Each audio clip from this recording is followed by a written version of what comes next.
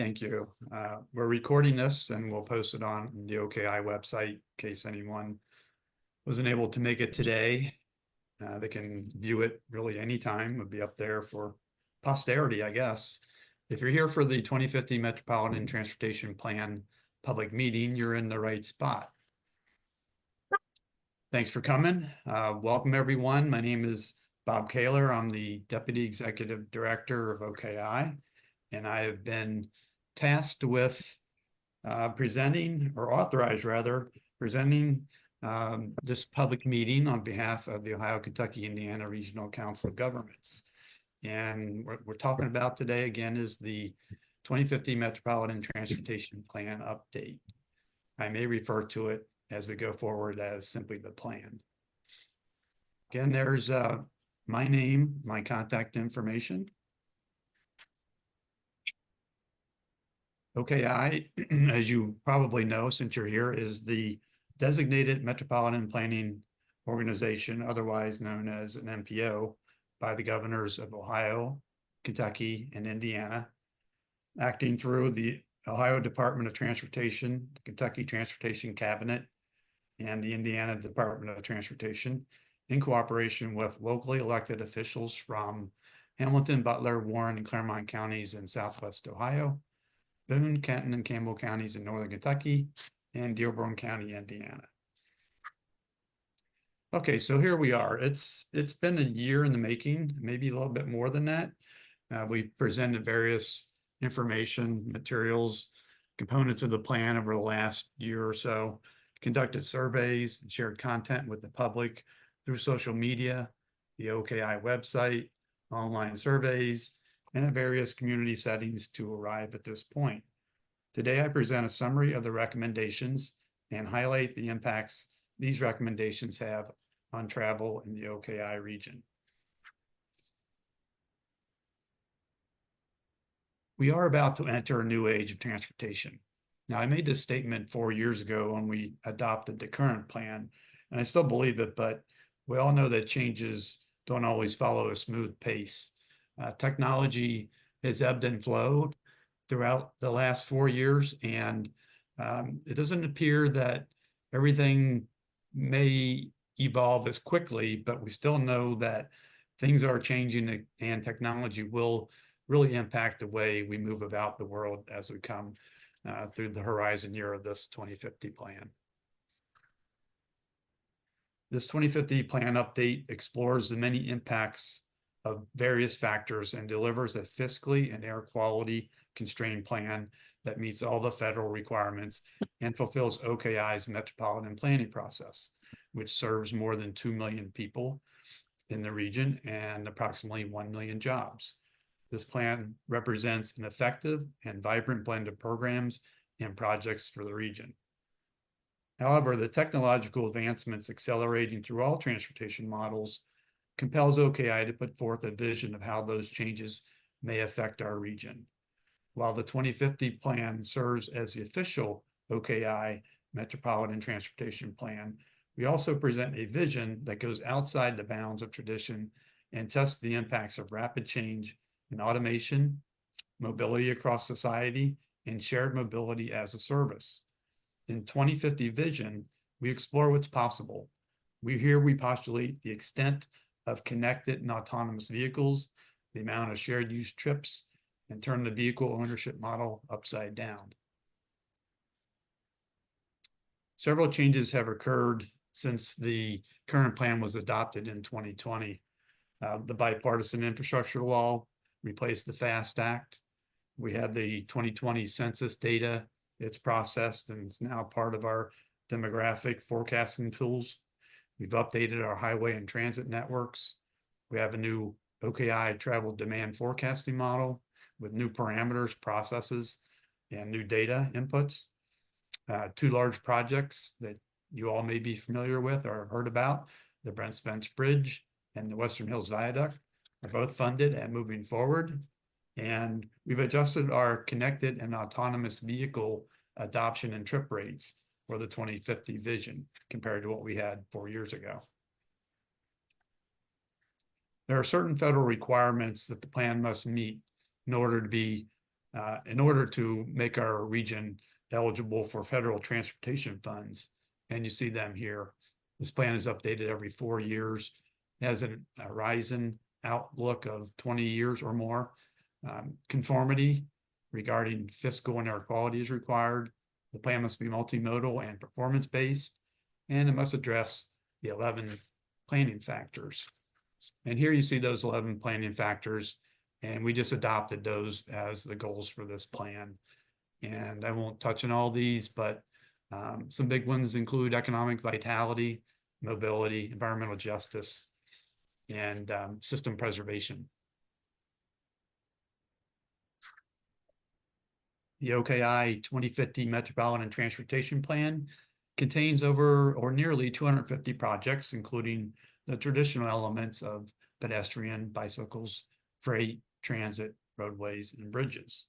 The list can be viewed in tabular or map form in the recommendations section of the plan on the OKI website. This work is a result of the many contributions from OKI communities and performance-based planning approaches undertaken by the staff. Implementing these projects is critical to the success, the mobility, to address the mobility issues we have, and to support the long transition to a more autonomous system of the future. We must continue to invest in maintaining and expanding our networks, from bike paths to roundabouts to signal upgrades to a new Brent Spence Bridge. We must continue to invest in our infrastructure. In addition, the plan includes 10 TSMO corridors. TSMO is an acronym for Transportation System Management and Operations. TSMO can be a variety of elements meant to create an integrated system of improvements that can help reduce the need for new or expanded roadways.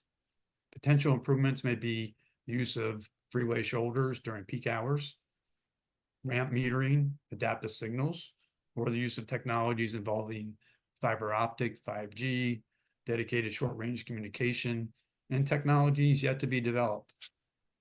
We recommend them to be facilitated so that we can communicate between infrastructure and vehicles, and the new infrastructure will be that technological bridge to the future that will support the next generation travel. Here you see a high-level summary of the projects by state. That's how we do fiscal constraint by each state, because funding differs between Ohio, Kentucky, and Indiana. But here you see the mix of projects, 160 projects in Ohio. Freight projects include things like grade separations or freight rail improvements. The highway includes new routes, added lanes, roundabouts, new interchanges. Bike ped are primarily the multi-use paths and pedestrian bridges.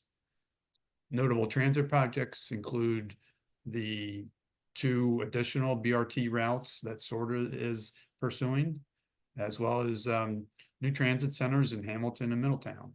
And finally, TSMO, which we already discussed. And by the way, the other project listed under the Kentucky in the middle column there is EV infrastructure projects. EV charging infrastructure projects, I should say. Anyway, we evaluated the cost of these projects compared to the estimated resources expected to be available for those projects. Have a good one. We were able to demonstrate fiscal constraint as well as air quality conformity. Okay, for the region here, we see the cost allocation by project type. Roadway is the one in gray. It's the largest share by dollar amount, roughly $6.3 billion, followed by freight, a little over $1 billion, bike and pedestrian, about 472 million, TSMO 211 million, and transit at 626 million. This is how the mix of projects breaks out by project type.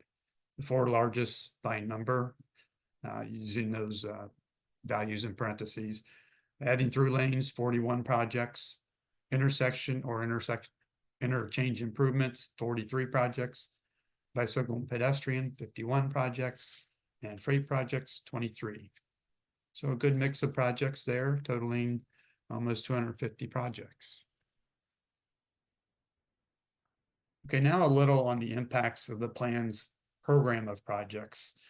One focus of our planning is environmental justice. And with this plan, we analyzed 5 environmental justice groups: minority, elderly, low income, disabled, and zero car households.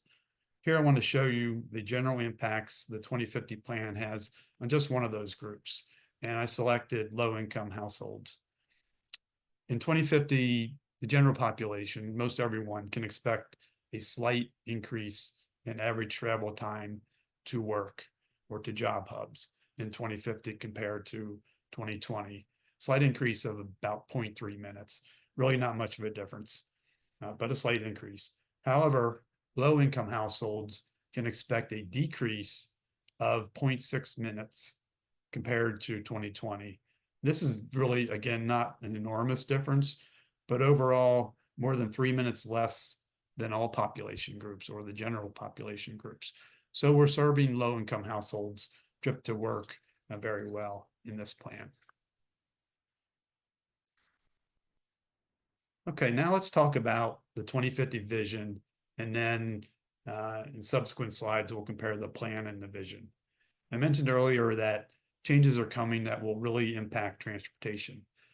Those changes will include connected and autonomous vehicles, self-driving cars, and cars that can communicate with each other and the infrastructure, and mobility as a service.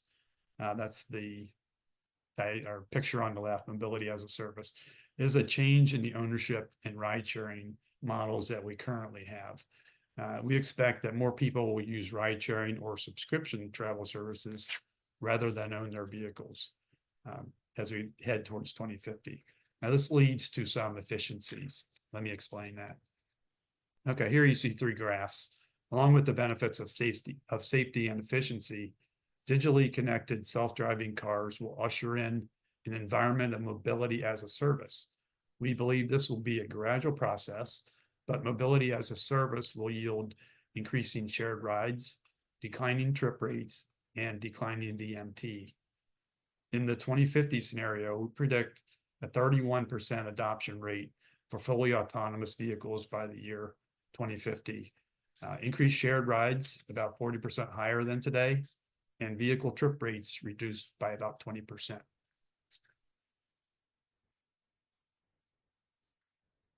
Okay, so there's a theme going on here. We have the current plan or the traditional plan rather in the green bars, and we have the 2050 vision or the vision plan in the blue bars. And this screen shows vehicle miles of travel. And as you can see, the results are really dramatic. With just a modest increase in the percentage of autonomous vehicles in the 2050 plan, again in the green, and the 2050 vision, again in the blue, we see significant decreases in VMT, vehicle miles of travel, compared to a traditional plan shown as the 2050 in the blue again. Sorry to keep repeating myself, but I know there's a lot of numbers and a lot of bars here. Reduction in VMT organically reduces crashes, plus the safety aspect of CAVs themselves will yield life-saving safety improvements. So big reductions. See the trend line slightly increasing in a traditional plan and dramatically reducing in a vision plan. Similarly, we project large reductions in the daily regional vehicle hours of travel. That's how long vehicles are in operations on the roadways. So VMT and VHT are somewhat tied together, obviously. And finally, the same holds true for hours of delay. And we still expect certain corridors to have congestion, but we predict enormous relief in travel time delay due to the effects of those self-driving vehicles and mobility as a service. Again, the green is a traditional plan, and the blue is the vision plan. And so major improvements. Okay, so what's the big picture? Well, the future looks bright, but to get there effectively, it's a long ways off. We will continue to have to rely on many traditional projects like Brent Spence and Western Hills Viaduct, additional lanes, roundabouts, improved signals, enhanced transit, and better bike and pedestrian facilities. Here is a link to the plan on OKI's website, 2050update.oki.org. You can view the document and the list of projects. We're always happy to get feedback and or answer any questions you may have. And our plan is to do that today. Right now, if you have them, repeating myself, but here's a graphic of the region. There's the website, 2050update.oki.org. I'm giving you Regina Field's email address, and if you think of something later that you'd like to drop us a line, an email about this plan, please send those to Regina, and we'll get back to you if it requires a response. If it's of that nature. We do appreciate you taking the time to join us today.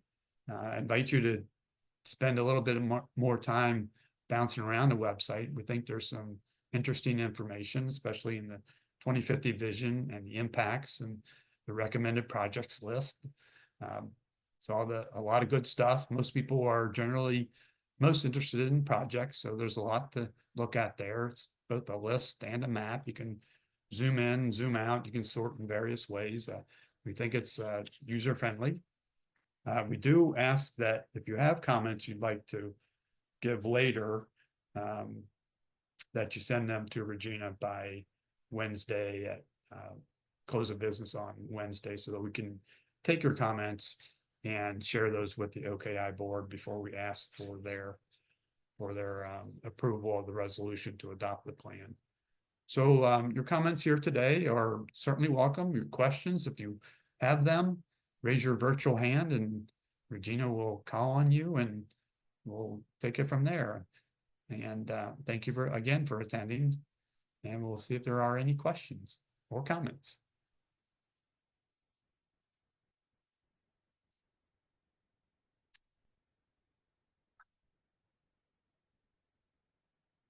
Regina, any comments in the chat box? Hi, Bob. I'm not seeing any hands raised. There was a comment, but nothing related to the 2050.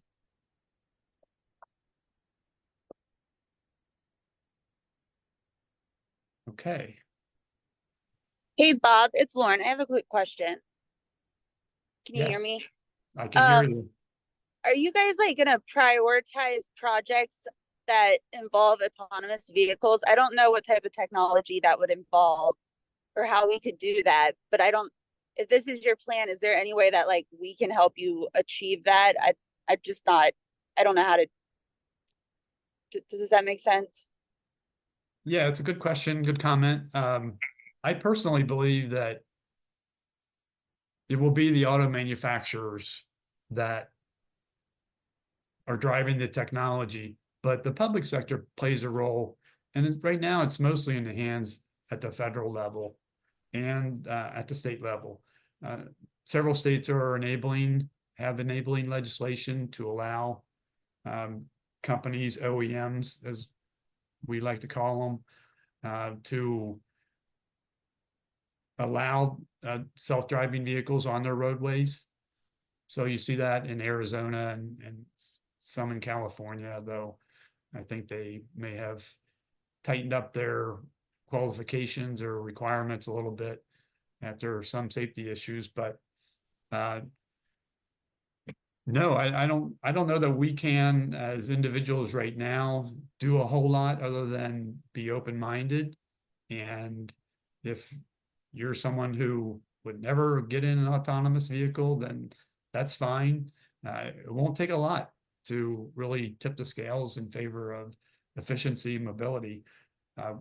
We used the OKI travel model to test the impacts of those CAVs and the trip rates and the mobility as a service. And, just with 31% of vehicles in the stream being connected and autonomous, then we saw dramatic improvement. So that in and of itself is a major step forward. We realize people, public acceptance will be critical to all this. Now, when we get projects, when they apply for projects to OKI for our funds, we do give bonus points for technology, not really bonus points, but we have a scoring mechanism that enhances a project if it includes technologies that will push the envelope a little bit and bring in some efficiencies and safety and mobility and those kinds of things. Not the easy, but the more traditional approach that we're seeing pretty good success in had been signal upgrades, adaptive signals that can improve things on the fly rather than a fixed timing signal or anything like that. So we're doing some of that now. Autonomy will again be probably mostly in the hands of the OEMs, the manufacturers. We're seeing a shift away from dedicated short-range communications to cellular devices. I thought at one point it could go that way, but with 5G, cellular information sharing between vehicles and infrastructure can improve. But communities can get themselves ready by advancing fiber optic type projects in their roadways and in their communities and that sort of thing. I hope that addresses your question. Yeah, it does. Like, so if we have future road projects, are there any type of utilities? Sorry, there's not very many people on this call, so I know most of them, so I can say this. I was dating a guy who, so he was talking about some of the problems they were having, just trying to train them to stay into the lines. And I wasn't sure if there's any type of like, if you need certain type of fibers in the roads, if you need us to change how we do the striping or anything like that, if there's any type of stuff like that we can help you on. As you were just now talking, that's kind of what it made me think of. That might be a bigger question, but I wasn't sure if there's anything we could do to be prepared for that coming down the road.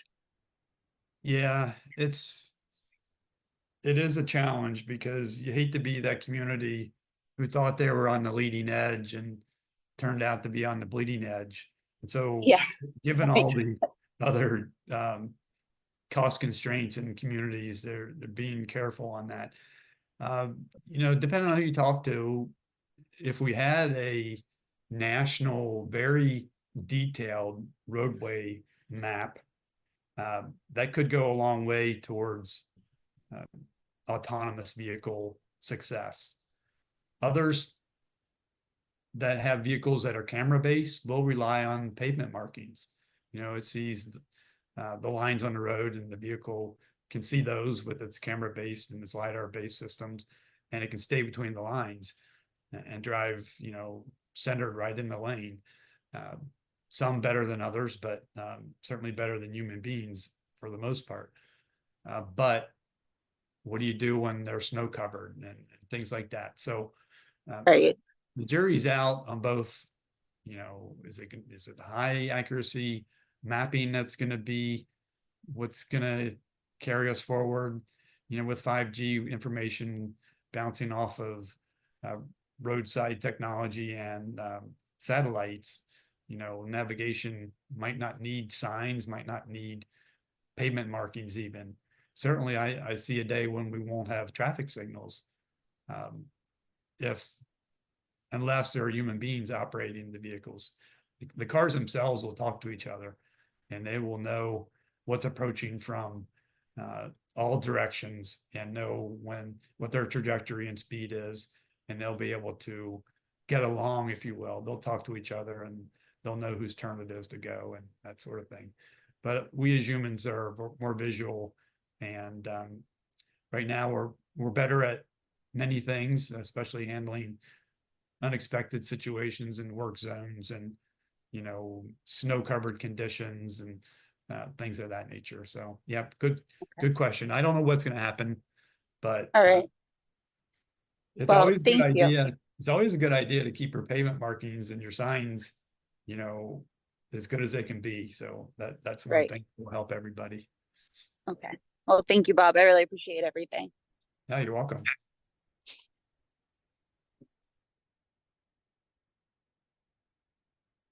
Well, I'll be giving this same presentation basically tomorrow at ICC, our Intermodal Coordinating Committee meeting, which is the Technical Advisory Committee to the OKI board, and then again to the board on Thursday.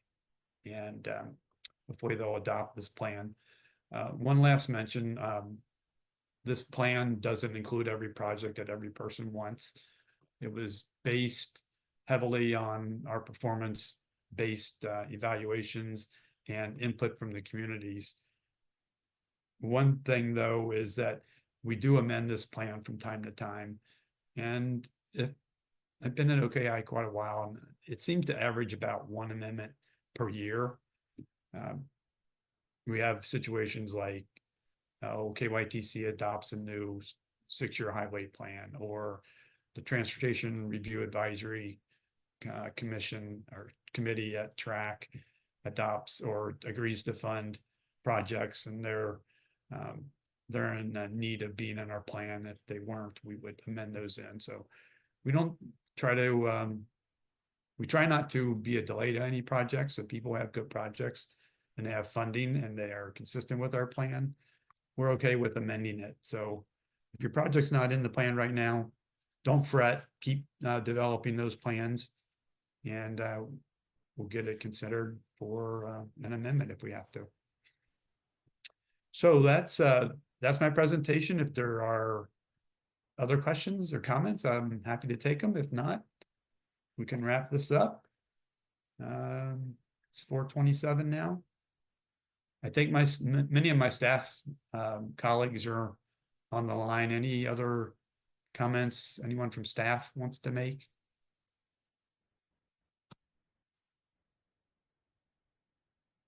All right, then. Again, thank you for coming, and this concludes this public meeting. We'll see ya.